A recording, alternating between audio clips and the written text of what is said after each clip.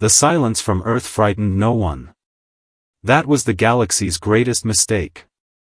Inside the Grand Council Nexus, a structure so vast it circled a dying blue star like a crown forged from light, thousands of delegates gathered beneath towering rings of crystal and liquid metal.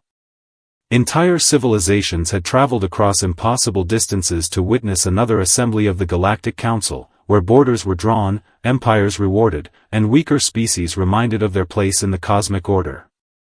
Holographic constellations drifted across the vaulted ceiling, shifting with every vote.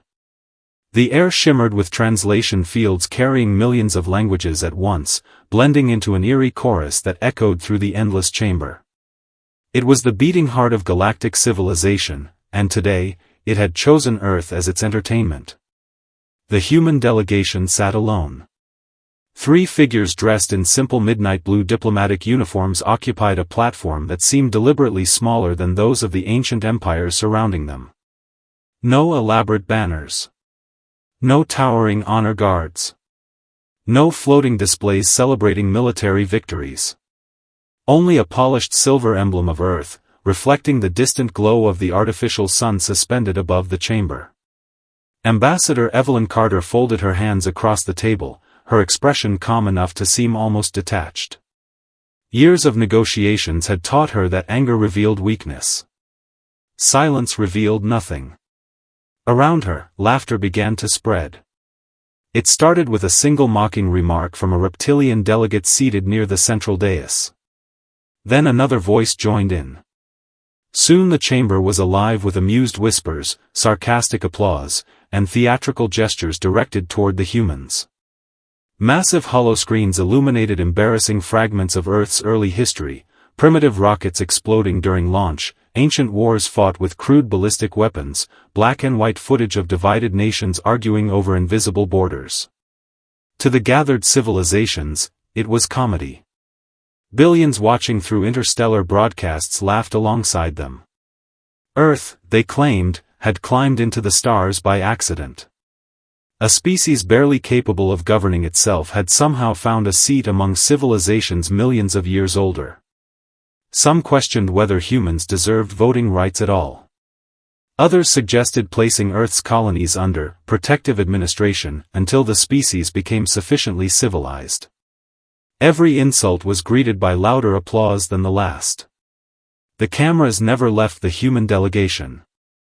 Producers across known space expected outrage. They anticipated emotional speeches, desperate protests, or furious demands for respect. Ratings always climbed when younger civilizations lost control before the council. Entire entertainment networks had built their broadcasts around moments exactly like this. But nothing happened. Ambassador Carter didn't speak. She didn't flinch. She didn't even blink as another wave of laughter washed across the chamber. Instead, her eyes drifted toward the immense observation window overlooking the endless darkness beyond the station. Stars stretched across the void like frozen embers, ancient and indifferent. Somewhere among those distant lights, hidden far beyond the council's carefully charted borders, Earth continued its quiet work. Shipyards remained active. Laboratories never slept. Fleets moved through darkness without announcing their destinations. Entire generations had labored in silence while the galaxy measured power by spectacle. A faint vibration pulsed through the floor as another delegate rose to deliver yet another carefully rehearsed insult. Still, the humans remained motionless. Somewhere beneath the ambassador's sleeve, a tiny neural communicator flickered once before falling silent again. No alarm. No urgency. Only a single encrypted confirmation that every human representative instantly understood without exchanging a glance. The message contained just 3 words. We are ready. The laughter continued, louder than ever. No one noticed that Earth's silence had just become a choice. And in the cold emptiness beyond the council's shining walls, something unimaginably powerful had already begun to move. Far beyond the crowded trade routes and heavily patrolled hyperspace corridors, beyond the territories marked on every Galactic Council star chart, the solar system had become a place few outsiders truly understood.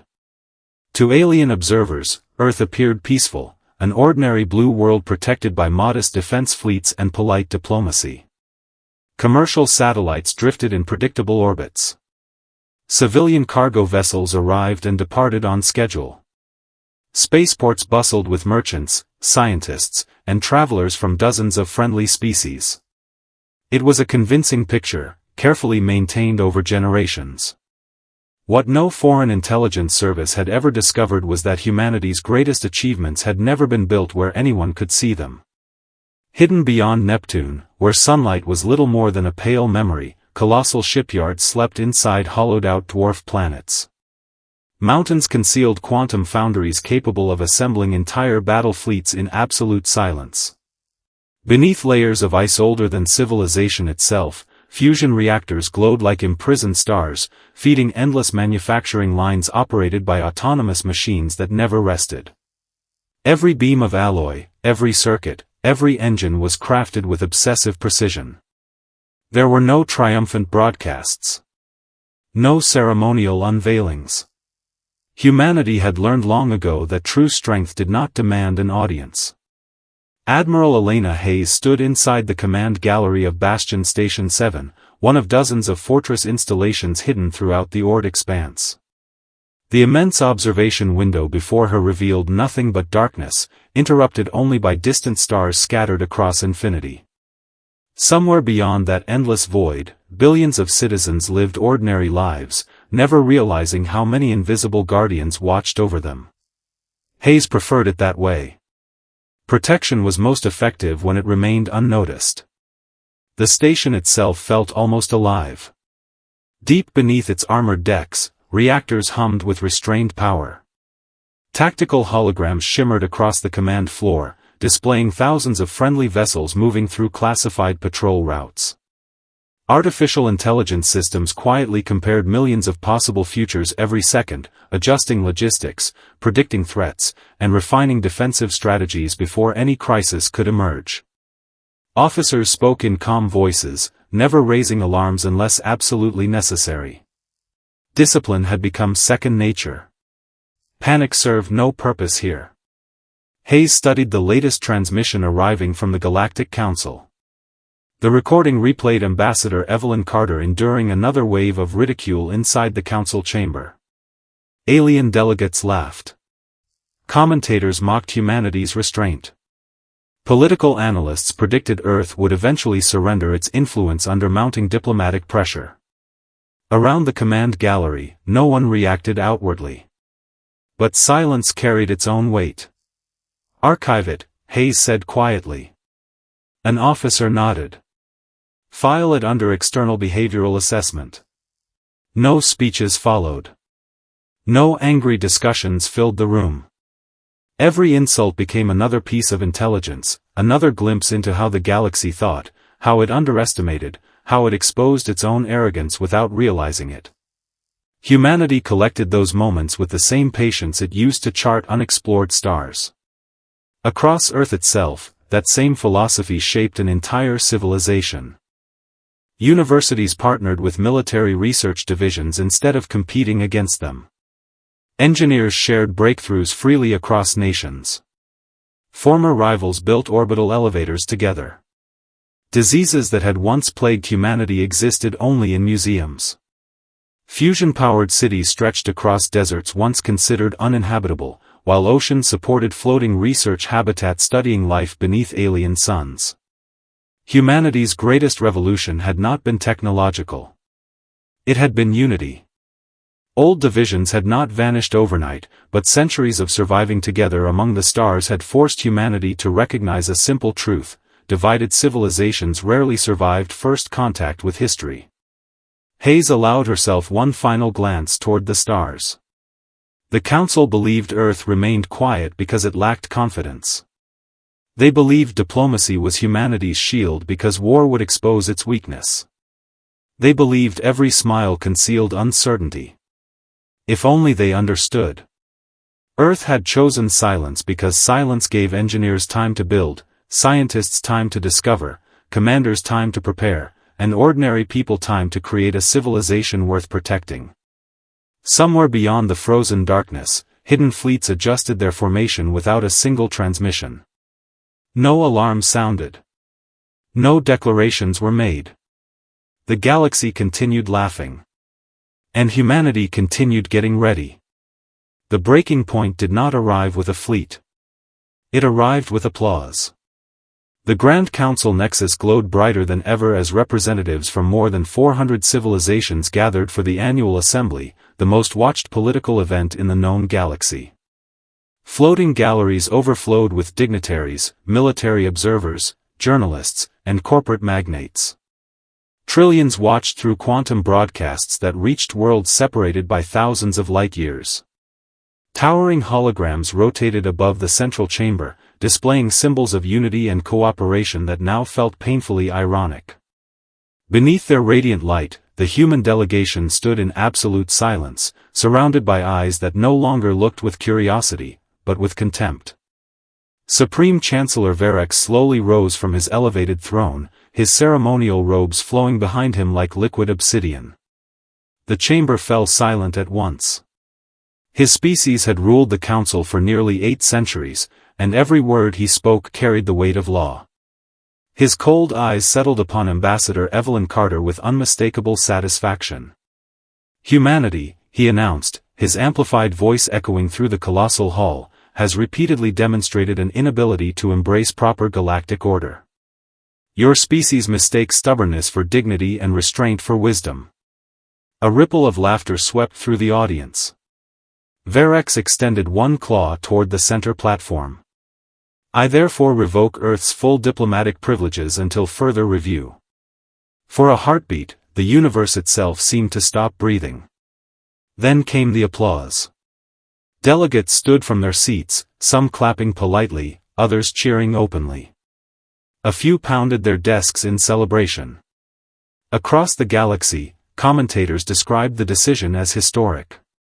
Financial markets immediately predicted the collapse of human trade agreements. Analysts debated which neighboring empires would inherit Earth's frontier territories.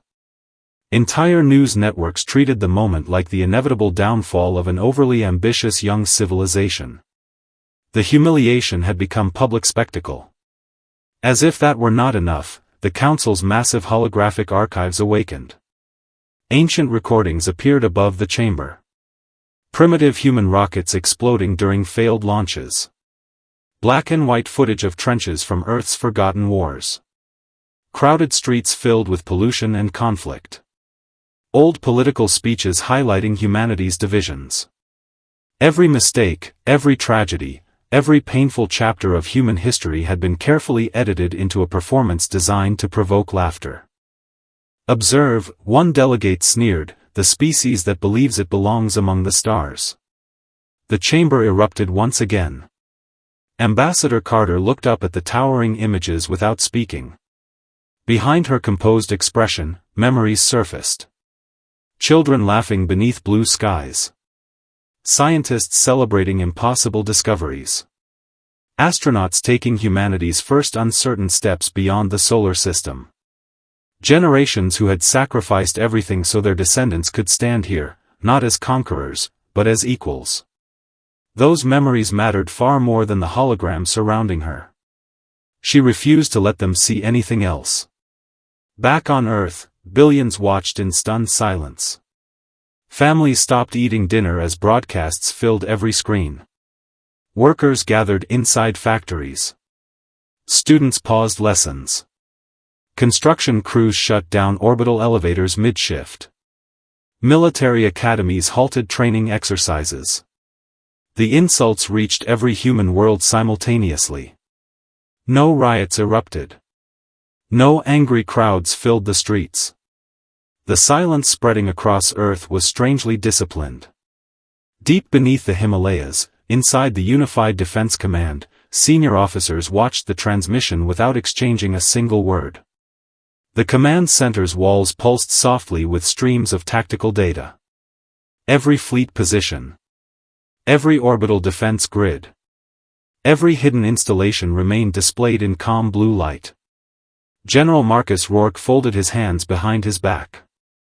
No emotion crossed his face. After nearly a minute, a secure transmission arrived from the Council broadcast relay. Authentication complete. Priority Omega. The room became perfectly still. Rourke opened the encrypted message. Only one sentence appeared across the screen. Protocol Atlas has been authorized. Around him, officers quietly acknowledged the order. No celebrations. No frantic commands. No alarms. Across countless hidden bases scattered throughout human space, encrypted signals awakened systems that had remained dormant for decades. Underground reactors slowly increased output. Silent fleets adjusted formation beneath asteroid fields. Quantum communication relays lit one by one across the darkness between stars. Not a single civilian noticed. Not a single alien intelligence network detected anything unusual. To the rest of the galaxy, Earth still appeared wounded. Still humiliated. Still quiet. But somewhere beyond every charted frontier, humanity's patience had reached its final limit. And for the first time in centuries, Earth had stopped preparing for what might happen next. It had begun preparing to answer. For centuries, the Galactic Council believed it had mapped every meaningful corner of the known universe. Every major hyperspace corridor was catalogued. Every military power measured. Every civilization ranked according to predictable models of economic growth, technological capability, and strategic influence. They believed the unknown had become manageable. They were wrong. Beyond the dim outskirts of explored space, inside regions dismissed as unstable dark nebulae and lifeless stellar graveyards, something extraordinary had existed in absolute silence. What alien explorers had written off as drifting asteroid fields were, in reality, colossal artificial worlds hidden beneath adaptive camouflage that perfectly mimicked dead rock. Entire moons had been hollowed out and transformed into fortress stations. Black dwarf remnants concealed quantum shipyards larger than planetary cities. Every installation operated without broadcasts, without detectable energy signatures, without leaving a trace for even the most advanced surveillance networks. Humanity had spent 200 years disappearing in plain sight. Deep inside Bastion Station 7, Admiral Elena Hayes stood before a holographic star map unlike any that had ever appeared in Galactic Council archives. As encrypted layers unfolded one after another, hundreds of hidden systems materialized across the projection. Defensive spheres. Logistics hubs. Autonomous manufacturing complexes. Fleets that officially did not exist. One young intelligence officer stared at the expanding network in stunned silence. So this. He whispered, this was the real frontier. Hayes nodded only once. We stopped building for visibility a long time ago. The hologram shifted again. Ancient symbols, impossibly old and unlike any modern language, emerged beneath the human tactical overlays. These were not human. Long before the rise of the current galactic civilizations, an unknown precursor species had scattered gravitational research installations throughout the galaxy. Most empires had discovered fragments over the millennia, dismissing them as incomprehensible ruins or religious curiosities. Archaeologists catalogued them. Historians debated them. Humanity had done something entirely different. It had learned from them. Decades of patient research had unlocked principles that rewrote the understanding of gravity itself. Human scientists no longer viewed gravity merely as a force, it had become something that could be shaped, redirected, and woven into the architecture of space. Starships no longer fought against gravitational fields. They commanded them. Every breakthrough had remained classified. Every experiment buried beneath layers of silence. Because some discoveries were too dangerous to announce. Hayes looked across the command deck. Status. A calm reply followed. All Atlas assets synchronized. Navigation access. Standing by. The Admiral drew a slow breath. Then she gave a single order. Execute. No explosions followed. No brilliant weapons crossed the stars. Instead, a pulse. Invisible. Instantaneous. It spread through the galaxy faster than light itself, passing silently across communication relays, navigation beacons, civilian satellites, military command networks, and every hyperspace guidance array that modern civilization depended upon. Nothing seemed to happen. Then reports began arriving. A carrier battle group near the Orion Expanse suddenly lost navigational reference. 3 Council patrol fleets attempting hyperspace entry found themselves unable to calculate stable routes. Defense stations reported impossible gravitational distortions that rendered targeting computers useless. Across hundreds of sectors, military vessels drifted harmlessly as their quantum navigation systems refused every command. Panic spread faster than the pulse itself. Inside the Galactic Council's Strategic Operations Center, senior commanders demanded explanations. What is happening? Navigation failure across 12 sectors. We've lost synchronization with the border fleets. No hostile signatures detected. Engineers rushed between glowing consoles. Artificial intelligences produced contradictory simulations. Nothing made sense. Then the truth surfaced. Every major navigation architecture used throughout Council space traced its origin to a standardized quantum framework introduced nearly 70 years earlier. Designed, maintained, and continuously updated by human engineering consortiums. The realization struck the chamber like a physical blow. Humanity had never inserted a virus. Never sabotaged foreign technology. They had simply built the foundation so well that everyone chose to depend upon it. Now, with one encrypted command, humanity had revoked permission. Not permanently. Just long enough to prove a point. Back inside Bastion Station 7, Hayes watched hundreds of fleet icons freeze across the holographic galaxy. No lives had been lost. No planets destroyed. No cities burned. Yet the balance of power had shifted in a single silent moment. For generations, the galaxy had believed humanity was desperately trying to catch up. Only now did they understand the terrifying reality. Earth had never been following the rest of the galaxy. It had quietly been building the future they all unknowingly stood upon. And with one invisible decision, humanity had reminded every empire exactly who was holding the foundation together. The galaxy braced for war. Emergency sirens echoed through orbital capitals. Military fleets scrambled into defensive formations. Ancient empires activated planetary shields that had not been raised in centuries. Across thousands of star systems, frightened citizens watched endless streams of alarming broadcasts predicting the beginning of the largest interstellar conflict in recorded history. Commentators spoke of extinction-level battles. Historians compared the unfolding crisis to civilizations that had vanished into cosmic dust. Every strategic model reached the same conclusion. Humanity was about to strike. Then, nothing exploded. No human armadas emerged from hyperspace. No planets vanished beneath orbital bombardment. No cities burned beneath nuclear fire. The terrifying silence returned, heavier than before, stretching across the stars like an invisible tide. Inside the Galactic Council's Strategic Command Chamber, exhausted admirals stared at frozen tactical displays. Hundreds of fleet icons remained stranded, unable to navigate.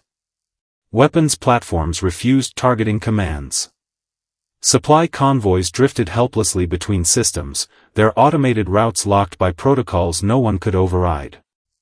Fear spread faster than any invasion fleet ever could. Suddenly, every screen in the chamber flickered. Security systems failed. Communication channels synchronized without permission.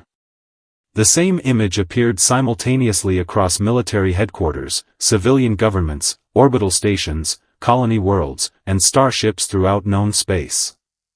Admiral Elena Hayes. She stood alone against the backdrop of deep space, dressed in the simple dark uniform of Earth's Unified Defense Command. There were no medals covering her chest. No ceremonial banners behind her. Only distant stars and the quiet confidence of someone who already knew the outcome. Her eyes met the camera. Then she spoke. "You mistook restraint for surrender." The words were calm. Measured. Almost gentle. Yet they carried through billions of speakers with undeniable weight. For generations, humanity accepted your insults because peace was worth our pride. Images appeared beside her. Human engineers rebuilding worlds devastated by supernovas. Medical teams curing alien epidemics. Rescue ships saving civilians from pirate invasions. Scientists sharing discoveries that had advanced every civilization represented in the Council. We chose cooperation. Another pause. You chose humiliation. Across the galaxy, military commanders listened without interruption. Hayes continued. You believed power existed only in weapons. The holographic display shifted. Instantly, orbital defense cannons surrounding hostile capitals powered down. Planetary missile grids entered permanent safety mode. Strategic command satellites disconnected from military networks. Entire fleets watched in disbelief as firing controls became unresponsive, not destroyed, simply unavailable. No explosions. No casualties. Only perfect precision. On one heavily fortified world, a defense minister screamed for technicians to restore the planetary shield generators. They answered with trembling voices. They're functioning. Then activate them. We can't. Why? Silence. Then one engineer whispered the impossible. They're refusing offensive authorization. Every safeguard humanity had secretly helped design over decades of technological cooperation had quietly awakened. Weapons intended for conquest simply stopped obeying commands that violated their original ethical architecture. Humanity had not hacked the galaxy. It had reminded the machines why they had been built. Across dozens of worlds, nuclear arsenals remained locked beneath quantum encryption. Orbital railguns entered maintenance mode. Autonomous battle drones returned peacefully to their docking stations. War itself seemed to hesitate. No civilization had prepared for an enemy that refused to kill. Inside Bastion Station 7, officers monitored thousands of status reports. No hostile casualties. Defense grids neutralized. Civilian infrastructure unaffected. Hayes nodded. Exactly as planned. She had spent her entire career preparing for battles she hoped would never happen. Every simulation ended with the same principle. Victory meant protecting life. Not ending it. Back at the Galactic Council, Supreme Chancellor Verex sat motionless beneath darkened holographic banners. The ruler who had publicly stripped Earth of its dignity now stared at powerless command displays reflecting his own face. For the first time in centuries, he understood helplessness. No empire had fallen. No species had been exterminated. Yet every government in the galaxy suddenly recognized an uncomfortable truth. Humanity possessed the ability to end their civilizations. And had deliberately chosen not to. Hayes delivered her final words with unwavering calm. We did not come to conquer your worlds. She looked directly into the camera. We came to ensure that no one would ever mistake compassion for weakness again. The transmission ended. Silence returned. Not the silence of fear. Not the silence of defeat. But the silence that follows undeniable truth. On that day, the galaxy discovered that humanity's greatest weapon had never been its hidden fleets, or its impossible technology. It was the extraordinary discipline to hold overwhelming power in its hands. And still choose mercy. 3 days later, the Grand Council Nexus opened its doors once again. The same colossal chamber that had echoed with laughter now stood wrapped in an almost sacred silence. Light from the dying blue star outside filtered through towering crystalline walls, casting pale reflections across the polished floor where hundreds of delegates had once mocked a young civilization. Every seat was occupied, yet no one spoke above a whisper. Gone were the triumphant speeches and theatrical applause. The air itself seemed heavier, filled with the quiet understanding that history had changed while no one was looking. The enormous holographic banners floating above the assembly displayed a revised agenda. Emergency session, restoration of diplomatic relations with Earth. No delegate objected. Supreme Chancellor Verex appeared older than he had only days before. His once commanding posture had softened beneath the weight of failure. He looked around the chamber, meeting the eyes of representatives who had previously celebrated Earth's humiliation. Now they avoided his gaze. Entire empires had spent generations believing military dominance guaranteed security. Humanity had dismantled that illusion without destroying a single city. For the first time in living memory, the council understood what restraint truly looked like. The great doors at the end of the chamber slowly opened. Every conversation stopped. Ambassador Evelyn Carter entered exactly as she had before. No ceremonial escort. No armed guards. No extravagant display of victory. She wore the same midnight blue diplomatic uniform, the same silver emblem of Earth resting calmly upon her chest. If anything had changed, it was not her expression. It was everyone else's. Delegates who had laughed now stood as she passed. Some bowed their heads. Others simply stepped aside. Respect required no announcement. It revealed itself naturally. Carter walked toward the central platform without rushing, her footsteps echoing softly beneath the immense vaulted ceiling. She could almost hear memories lingering within those walls, the applause, the insults, the projections of humanity's darkest moments. They remained vivid in her mind, but anger no longer accompanied them. Earth had already answered. There was nothing left to prove. Verex finally broke the silence. Ambassador Carter. His voice carried none of its former arrogance. On behalf of the Galactic Council. He paused. Finding the words seemed unexpectedly difficult. We acknowledge that our judgment of humanity was profoundly mistaken. No applause followed. The admission itself carried enough weight. Every recording drone hovering throughout the chamber captured the moment for history. Carter listened quietly. Then she activated a small holographic projector resting on the diplomatic table. Instead of military victories. Instead of frozen enemy fleets. The chamber filled with images of ordinary people. Children playing beneath Earth's blue skies. Alien students attending human universities. Joint research stations orbiting distant stars. Doctors from dozens of species working together during humanitarian missions. Farmers transforming barren worlds into living ecosystems. Explorers standing side by side at the edge of unexplored galaxies. This, Carter said softly, has always been humanity's ambition. Her voice was steady enough that no amplification seemed necessary. We never sought an empire. The holograms slowly shifted. Human rescue ships towing damaged alien vessels to safety. Scientists freely sharing clean energy breakthroughs. Engineers rebuilding colonies destroyed by natural disasters. Our greatest achievements have never been measured by the enemies we defeated. Another image appeared. A human child laughing beside an alien child beneath an unfamiliar sunset.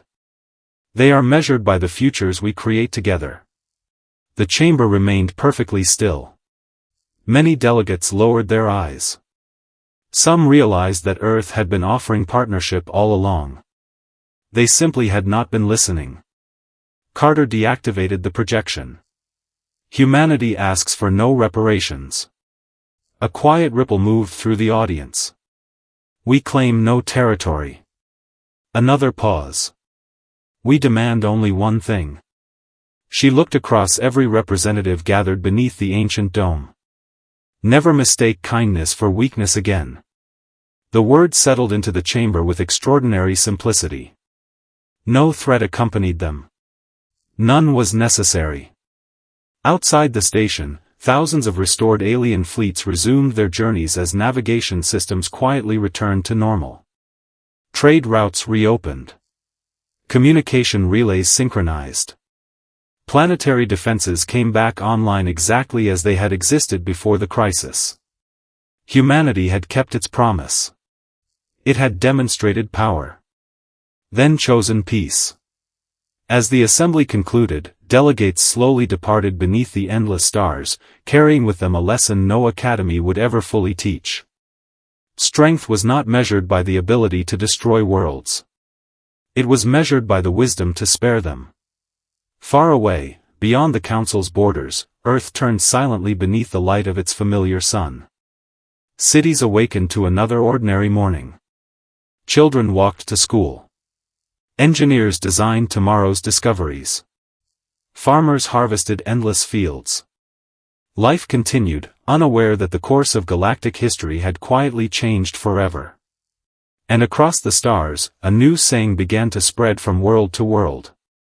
Beware the civilization that answers mockery with silence, because if that silence ever ends, it will not be seeking revenge. It will be reminding the universe what true strength has always looked like.